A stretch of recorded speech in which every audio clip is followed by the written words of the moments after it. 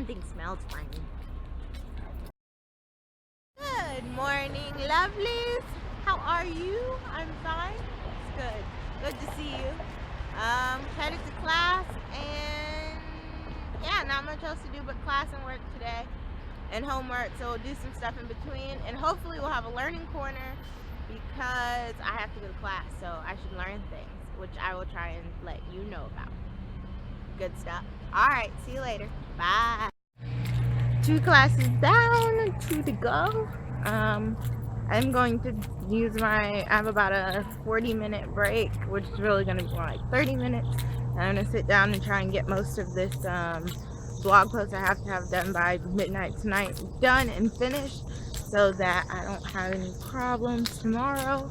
But it should be fairly short. It's comparing Genesis 1 to Genesis 2 and 3, because apparently they're 2 complete different stories. Didn't know that. But I had Intro to Sociology, and I had Making America Mastery and Freedom. Both seem very interesting, so we'll see how they go. Alright, talk to you guys later. Bye.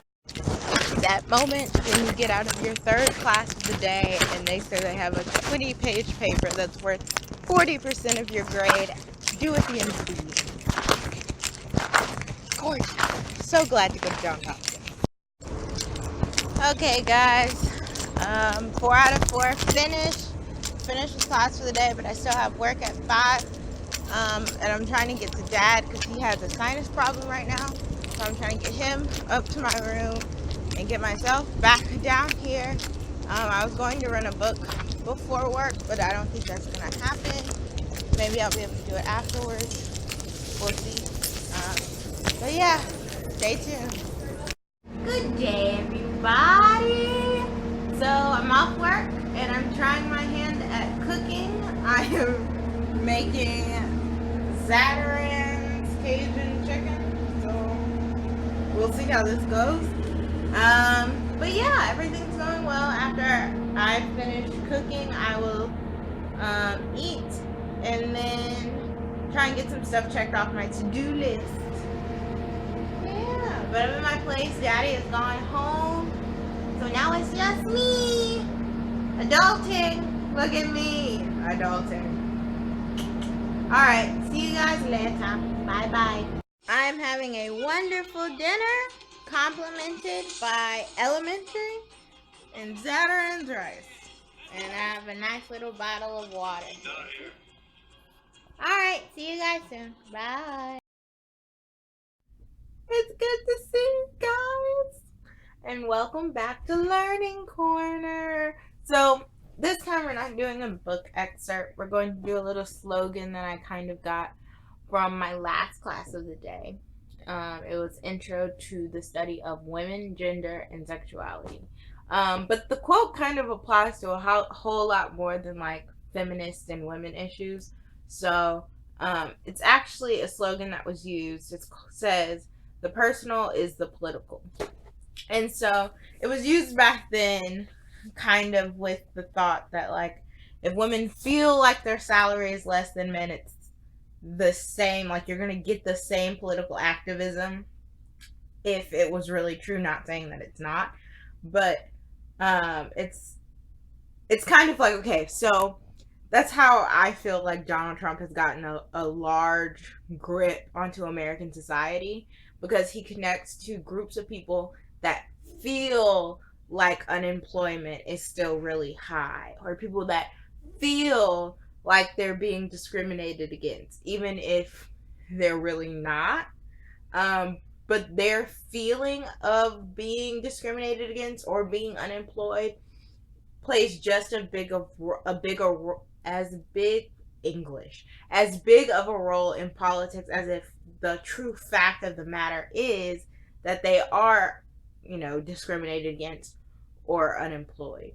So I thought that was really interesting, because I feel like we get so confused when we run into people or candidates, especially like Donald Trump, that exploit those feelings, and we don't know how or why, or don't really understand why people would vote for them. Like, how could you possibly feed into this stuff that's not fact? And it's because to these people, their feelings are fact. It's the reality they live in. And so you can be mad about it, but, or you can think that it's dumb, or like you can't believe they're ignoring the numbers and the statistics. But I mean, I know a lot of people who ignore numbers and statistics, whether or not they're well founded, whether they come from good sources. Like, they don't care. If the reality they see says one thing and the facts is another, they're always going to go with how they feel or how they observe or how their reality tells them is truth. So I thought that was a really good and important point for y'all to think about and know. And if you would like, comment below and we can talk about it more. But yeah, so that'll be our learning corner. And I will see you guys in a few minutes because we do the quote of the day. Can't wait, Kenny. Can't wait. Welcome back. Okay, it's time for the quote of the day. And today's quote, see, English not working today. Today's quote says, "Learning is the only thing the mind never exhausts, never fears, and never regrets."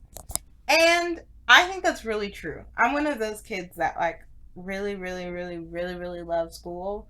And I'm still a person that, like, to me, especially in college, class seems like my only reprieve from, like, even within class you can't do homework, and even within class you can't deal with like the day-to-day stuff. So to me it feels like blocks of peaceful time where all I have to do is take in information and enjoy the stuff that we're talking about, enjoy the things that we're learning.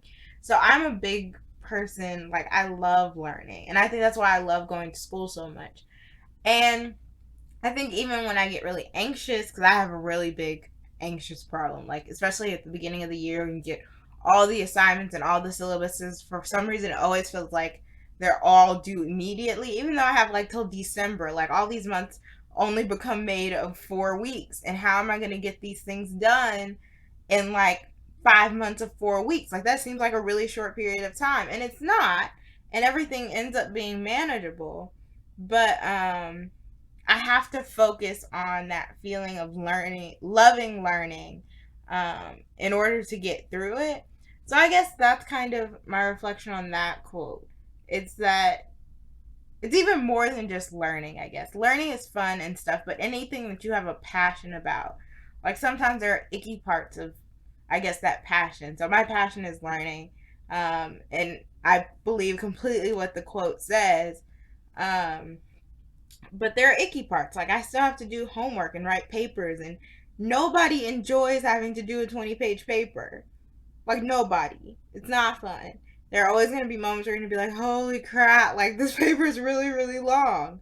But you still push through it because you love the end game. You love doing well and having a grade so you can go back and do it again. So you can go take more classes and learn more. Or you can get more scholarships so you can do other things. Or your good grades can get you in a master's program so you can learn more. So all of this has like this end result of knowledge. It's not just for the fact of the grade.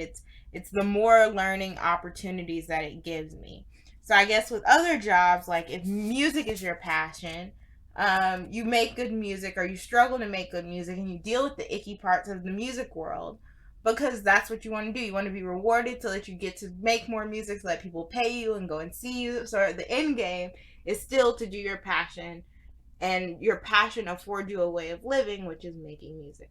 So anyway, that's what I have to say on that. And I'm glad that y'all came to see me today, and I hope that you come see me tomorrow, because otherwise I miss you, because I like you being part of my flock. Okay, I'm signing off. I'm Raven, and this was my eye view.